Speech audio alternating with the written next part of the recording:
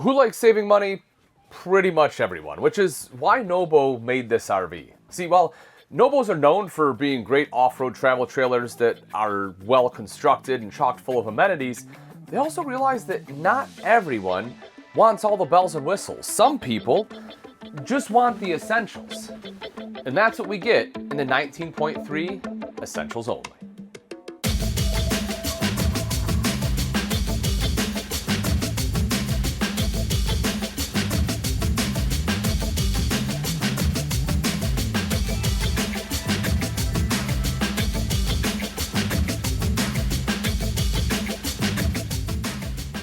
Now, the cool thing about the Essentials Only is they didn't just remove features and price point, which they did both of those, but on top of that, they actually made it about 1.5 feet shorter, so it's easier to park, and it's 900 pounds lighter dry, which means you can tow it with a whole new class of tow vehicles.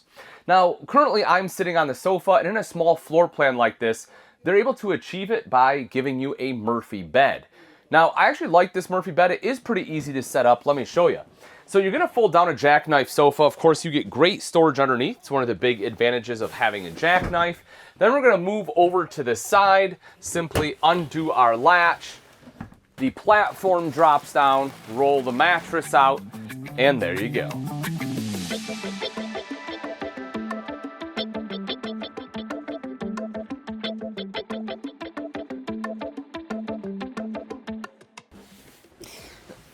And then we get a campsite dinette. Now, I'm a big fan of a campsite dinette because this is where I want to be when I'm having my breakfast or my morning coffee. I want to look out to my campsite. I'm a little, I don't want to say disappointed. I have some questions as to the dinette size. If this were a couples coach and we didn't have bunks, absolutely great. You can easily sit 2 people here. But to try to convince me that this dinette is built for 4, I just don't think that is the case. Luckily, because of the Murphy bed, there is additional seating, so the kids would have a spot to sit, or adults, whoever it may be. But realistically, this dinette situation is going to be a 2-seater. Some big advantages of this space, though, that I do enjoy is all the storage up top, and there's 2 LED lights.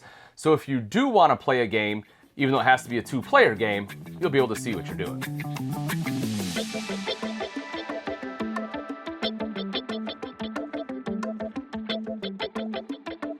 Now let's talk bunks.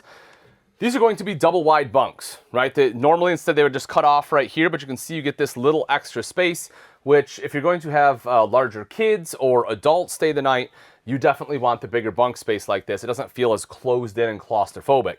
You also have some USB ports here, and as an adult, let me hop in here.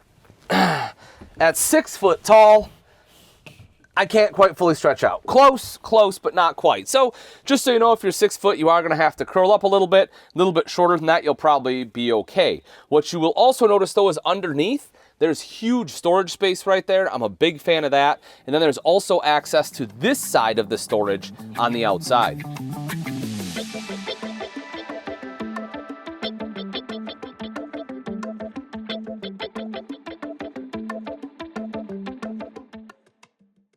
We take a look at the bathroom space. It's pretty good. You know, my toes are touching, but nothing crazy. My knees are pretty good here. Plenty of shoulder space.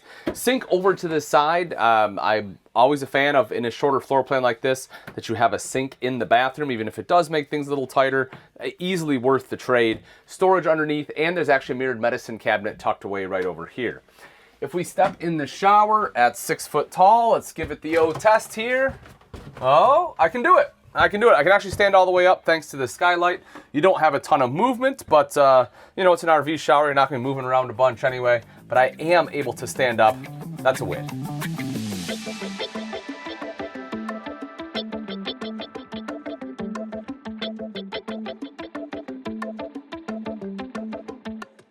And then we get into the kitchen space. So open this guy up, and you kind of have what I call a flex space here, right? If you want to use it for pantry, use it for pantry. Want to use it for kids' clothes, you can do that as well.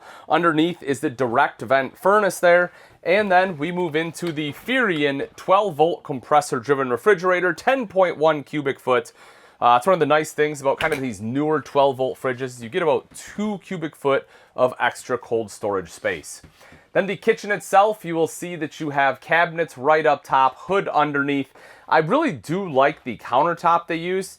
It does, of course, match the table here. It is a thermoformed countertop, but it kind of has like a wood look to it, which is really nice. You'll see that because it's thermoformed, it allows you to undermount the nice big stainless steel bowl. High-rise faucet here. It's kind of a spring faucet, so it has essentially a function of like a pull-down faucet there.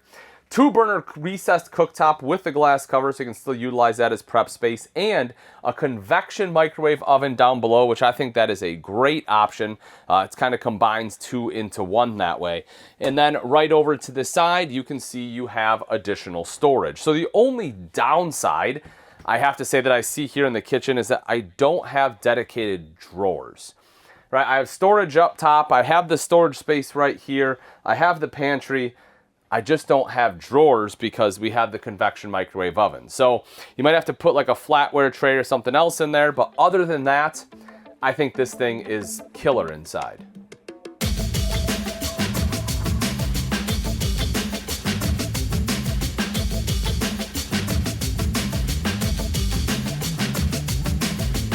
Now, I don't know about you, but I consider construction pretty essential, and NOBO does too, which is why they have excellent construction on this unit. Starting off, you're looking at 15-inch tires, making our way up a little bit. This one does have a fully aluminum structure to it. You have laminated sidewalls with Azdel composite right here. Azdel is going to be hugely advantageous because it's going to be lighter weight than your Luan. It also won't off-gas and it won't absorb moisture. As we make our way all the way up to the roof, this one does have a one-piece PVC roof membrane. Part of the fact that it's essentials only, you'll see they did remove the windshield. So if you weren't a fan of it, you don't have to worry about it, as I know a lot of people think it's a potential leak hazard. But regardless, it's going to save a little bit of money and, of course, weight. Making our way back, you can see the storage right up front.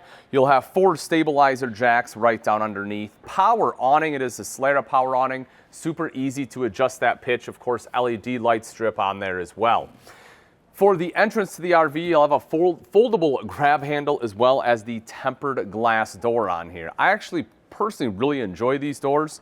A lot more manufacturers are starting to pick them up and use them now that they've been proven for a few years.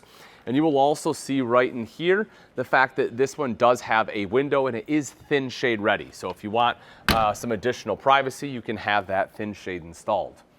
Making our way back a tiny bit further, I mentioned when we were inside this right here, and I just wanted to show you the big open storage space underneath that rear bunk.